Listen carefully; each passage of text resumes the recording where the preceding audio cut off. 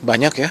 Pertama, Presiden menyampaikan dulu terkait capaian yang sudah diraih oleh pemerintahan Prabowo Gibran. Itu Presiden menyebut 130 hari.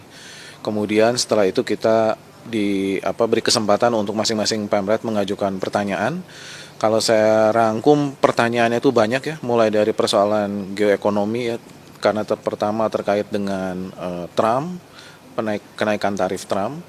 Kemudian ada isu-isu domestik, persoalan politik, persoalan ekonomi. Kalau persoalan politik lebih ke bagaimana komunikasi apa yang dilakukan oleh pemerintah ini kepada seluruh pemangku kepentingan di negeri ini yang dirasa masih banyak kekurangan gitu.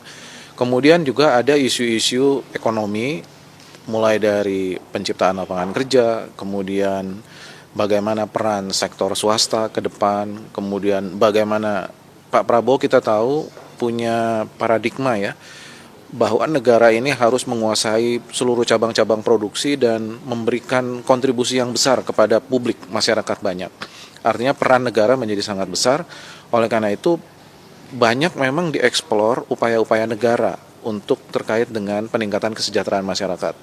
Mulai dari makan bergizi gratis, kemudian Pak Prabowo juga menyampaikan soal pengecekan kesehatan gratis, kemudian pendirian sekolah, kemudian danantara, kemudian koperasi. Jadi banyak hal yang dilakukan.